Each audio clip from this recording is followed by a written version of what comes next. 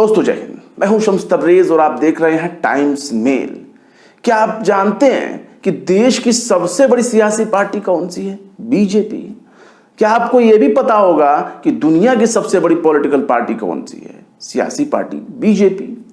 आप ये भी जानते होंगे कि पूरे देश में सबसे ज्यादा अगर किसी पॉलिटिकल पार्टी का स्टेट अगर गिना जाए, किस पार्टी की सरकार है ज्यादातर राज्यों में, तो आपको मिलेगी बीजेपी। लेकिन बीजेपी महाराष्ट्र में जाकर इतनी बुरी तरीके से फंस गई है कि अब उसे समझ में नहीं आ रहा है कि निकले कि उसी गड्ढे में बैठे रहे। क्योंकि सोचा तो कुछ और था बीजेपी ने कि महाराष्ट्र में सरकार बनाएंगे अपनी, उद्धव को आंखें दिखाएंगे, उनको ईडी, सीबीआई और जितने भी केंद्रीय एजेंसियां होती हैं उनके जरिए उनको दावतनामा भेजेंगे। लेकिन वहां हो कुछ उल्टा रहा है। कितने अरमानों से उद्धव ठाकरे ने इस्तीफा दिया और इस्तीफा देने के बाद बीजेपी के हाथ में आया रसगुल्ला, वो खुद ही खाने बैठ गए। और मिल बांट के खाने का काम इस वक्त अगर कोई कर रहा है तो शिवसेना और उनके नेता, जिनको दो नेताओं के तौर पर हम पहचाने जाते हैं, उद्धव ठाकरे और एकनाथ शिंदे। हम ऐसा इसलिए कह रहे हैं उद्धव ठाकरे और एकनाथ शिंदे का जिक्र इसलिए कर रहे हैं क्योंकि दुनिया जिसे बगावत समझ रही है, दुनिया जिसे फूट समझ रही है, वो हो सकता है फूट हो। लेकिन फिलहाल मौजूदा हालात ये बयान करने के लिए काफ़ी है कि सबसे ठगा हुआ अगर कोई है तो वो है बीजेपी। सबसे मूर्ख अगर कोई पार्टी बन चुकी है महाराष्ट्र में तो वो है बीजेपी। और इन मूर्खों के सरदार अगर किसी को देखा जाए तो वो है 2 बार के मुख्यमंत्री रहे देवेंद्र फडणवीस। और देवेंद्र फडणवीस 2 बार मुख्यमंत्री रहने के बाद उनका प्रमोशन हुआ है और प्रमोशन होने के बाद अब वो डिप्टी सीएम हो गए हैं। जी हाँ, दुनिया जिसे डिमोशन समझती है, बीजेपी उसे प्रमोशन समझती है। और इसी प्रमोशन का नतीजा ये है कि आज देवेंद्र फडणवीस का पूरी दुनिया में मजाक बन रहा है।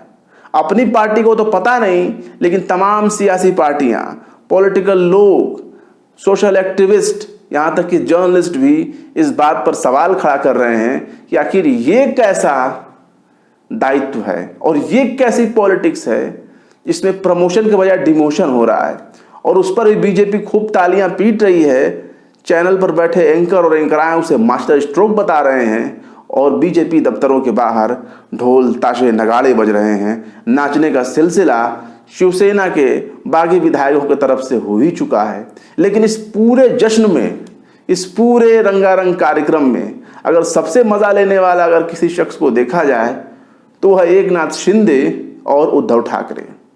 उद्धव ठाकरे तो शुरू से ही ये कह रहे थे कि भैया हमारे शख्स को चीफ मिनिस्टर बना दो, बीजेपी के साथ हमारी गठबंधन कायम रहेगी।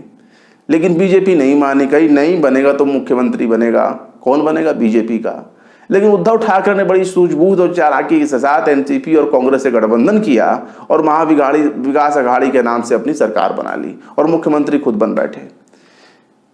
लेकिन अब देवेंद्र फडणवीस का मजाक उड़ रहा है क्योंकि एकनाथ शिंदे मुख्यमंत्री बन चुके हैं और देवेंद्र फडणवीस डिप्टी सीएम।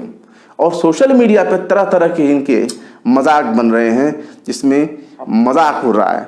जैसे कि विनोद कापड़ी लिखते हैं, पत्रकार विनोद कापड़ी, देवेंद्र फडणवीस के साथ सच में बहुत बुरा हो रहा है। मतलब सोचिए, इतना मेहनत किया देवेंद्र फडणवीस ने, तमाम कोशिशें धरी की धरी रह गई। मुख्यमंत्री की कुर्सी का मलाई कोई और खा रहा है और डिप्टी सीएम की रेवड़ी इनको किसी और ने दाएं हाथ से पकड़ा दिया। और ये उसी को बैठकर बहुत खुश हैं और सोच रहे हैं कि बहुत चंगा सी। अब देखिए, पत्रकार दीपक शर्मा लिखते हैं कि क्या अमित शाह गृह राज्य मंत्री बनना स्वीकार करेंगे? क्या नड्डा अब कभी बीजेपी को उपाध्यक्ष बनना स्वीकार करेंगे, कबूल करेंगे? फिर 2 बार के सीएम देवेंद्र फडणवीस के साथ ये बर्ताव क्यों, इतना अपमान क्यों? जो भी कारण हो, फडणवीस के साथ हाईकमान ने ठीक नहीं किया। मतलब ये तंज देखिए क्या है। ये शुभांकर मिश्रा पत्रकार हैं, ये आज तक में लिखते हैं, अगर फडणवीस को दरकिनार कर बीजेपी इनको समझौता करना ही था तो 2.5 साल बाद बर्बाद क्यों? 2.5 साल का जो वक्त है इसे आखिर बर्बाद आपने क्यों किया? यही बात तो शिवसेना शुरू से कह रही थी। उद्धव ठाकरे, संजय राउत बहुत पहले से कह रहे थे कि भैया हमारे आदमी को, शिवसेना के आदमी को चीफ मिनिस्टर बना दो। और आज बीजेपी शिवसेना के ही आदमी को चीफ मिनिस्टर बना रही है, लेकिन फिर भी बीजेपी के लोग और फिल्म सिटी नोएडा में बैठे लोग उसे क्या कह रहे हैं, मास्टर स्ट्रोक। तो ये मास्टर स्ट्रोक तो शिवसेना वाला है, ये मास्टर स्ट्रोक तो उद्धव ठाकरे का है। तो फिर इस मास्टर स्ट्रोक का नाम उद्धव ठाकरे क्यों नहीं होना चाहिए? इस मास्टर स्ट्रोक का नाम बीजेपी कैसे हो गया, अमित शाह कैसे हो गया, पीएम मोदी से कैसे जुड़ रहा है, बीजेपी की कामयाबी कैसे मानी जा रही है? ये एक बड़ा सवाल है। और देखिए इनकी तस्वीरें, पत्रकार उत्कर्ष सिंह इनकी एक फोटो तस्वीर जो है ट्वीट करते हुए लिखते हैं कि जो कह रहे हैं कि देवेंद्र फडणवीस देश के पहले अग्निवीर बने, ऐसा है क्या?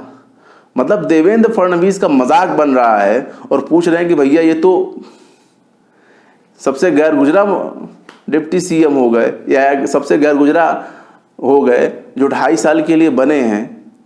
क्या बने हैं? उप मुख्यमंत्री। उसके बाद क्या होगा वो तो पता नहीं, लेकिन 2.5 साल के लिए फिलहाल जो बचा खुचा कार्यकाल है उसमें एकनाथ शिंदे बन गए। और एकनाथ शिंदे कौन है? एकनाथ शिंदे बीजेपी के शख्स नहीं है, एकनाथ शिंदे जो है शिवसेना के आदमी हैं। देखिए अजीत अंजुम लिखते हैं देवेंद्र फडणवीस उप मुख्यमंत्री के रूप में कुर्सी संभाले जेपी नड्डा। अब ये क्या हुआ? अजीत अंजुम आगे ये भी लिखते हैं कि ये तो गजब हो गया है, बीजेपी के अंतपुर में दाखिल होने का दिखावा करने वाले सारे परम पत्रकारों के सूत्र दम तोड़ गए। जो पत्रकार अक्सर सूत्रों के हवाले से खबरें चलाया करते थे, कि उनके ऊपर अजीत अंजुम कह रहे हैं। पत्रकार रणविजय सिंह लिखते हैं फडणवीस के लिए फैसला कष्टदायी था, उनकी आंखें नम थीं, बीजेपी सांसद महाडिक एबीपी न्यूज से कहते हैं।